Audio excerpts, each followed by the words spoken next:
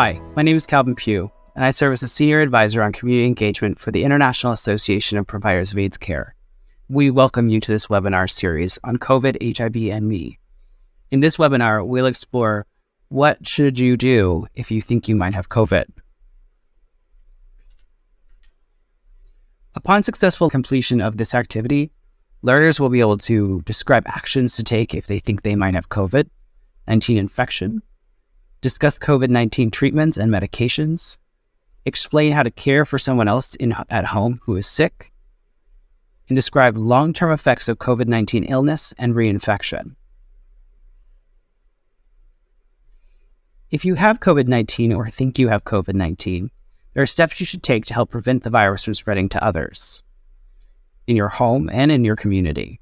These recommendations are for people who are not healthcare workers. Healthcare workers should refer to the specific guidelines from the CDC and their employer. But what to do? You should get tested for COVID-19. You should stay home unless you are seeking medical care. You should contact your healthcare provider or pharmacist to see if you should start an oral antiviral medication such as Paxlovid. You should rest and stay hydrated, and you should monitor your symptoms. You should also stay away from others who are in your home. Tell your close contacts that they may have been exposed to COVID-19. Seek emergency medical care if necessary. You should also plan to get vaccinated or boosted after you get well. We will talk more about these in the coming slides. If you have COVID-19 symptoms, you should get tested immediately, either in a laboratory or with an at-home self-test. If you were exposed to COVID-19 and do not have symptoms, wait at least 5 full days before testing. If you test too early, you may be more likely to get an inaccurate result.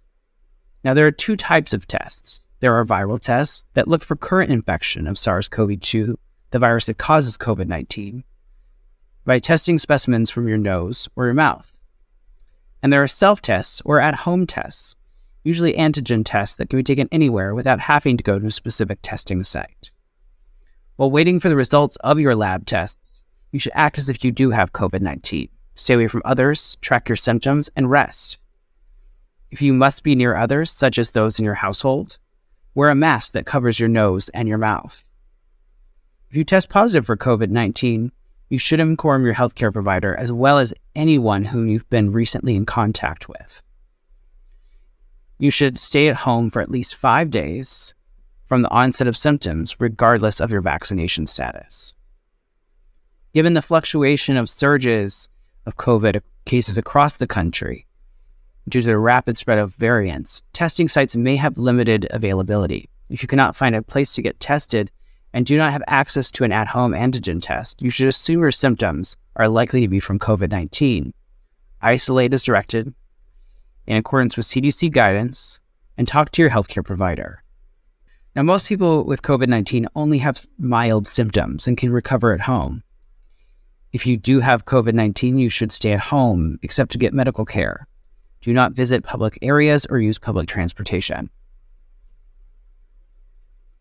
If you test positive for COVID-19, you should also let your healthcare provider know. They may advise you to start an oral antiviral medication such as Paxlovid, and your provider may decide to postpone any visits or conduct them via telemedicine instead. It's important to stay rested and hydrated, as with any illness. It's important to take care of yourself if you have or suspect you have COVID. You want to make sure you get adequate rest and stay hydrated to help you feel better as quickly as possible. And over-the-counter medicines can also help you manage your symptoms.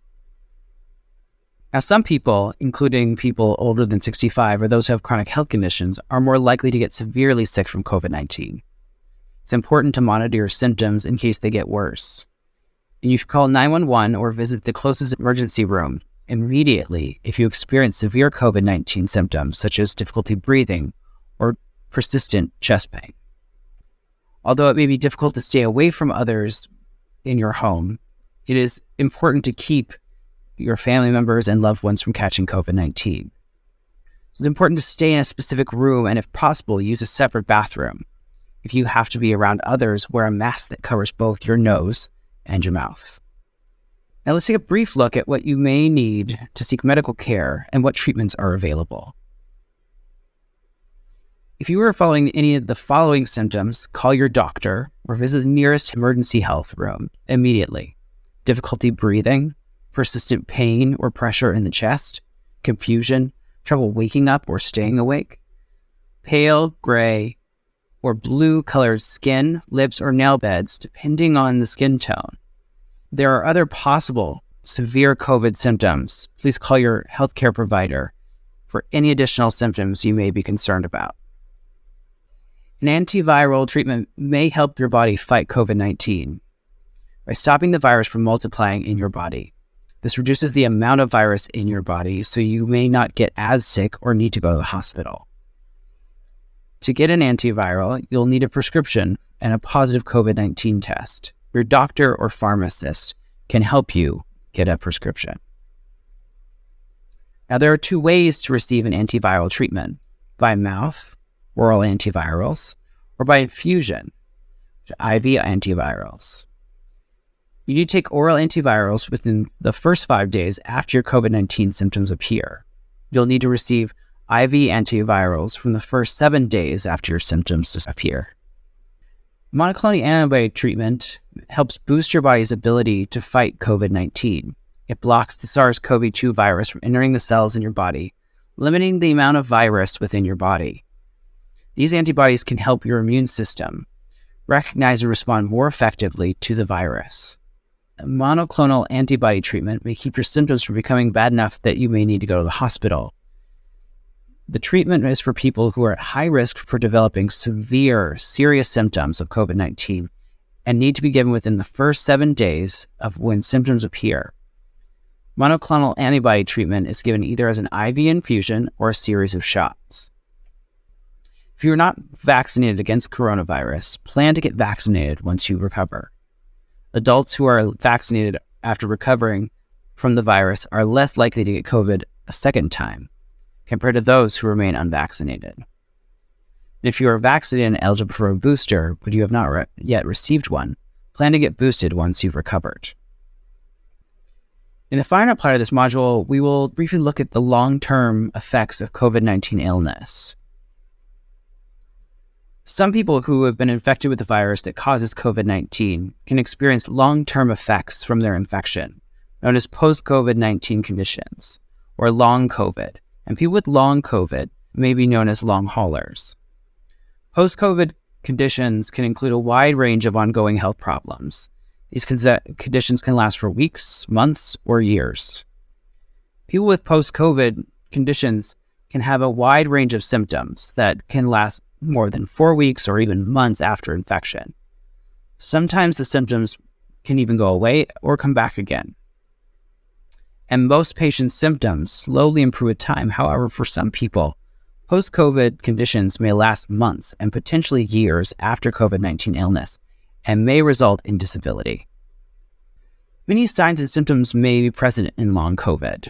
Here are some of the common ones: tiredness or fatigue that interferes with daily life, fever, difficulty breathing or shortness of breath, chest or back pain, difficulty thinking or concentrating, sometimes called brain fog, headache and sleep problems, and changes in taste or smell.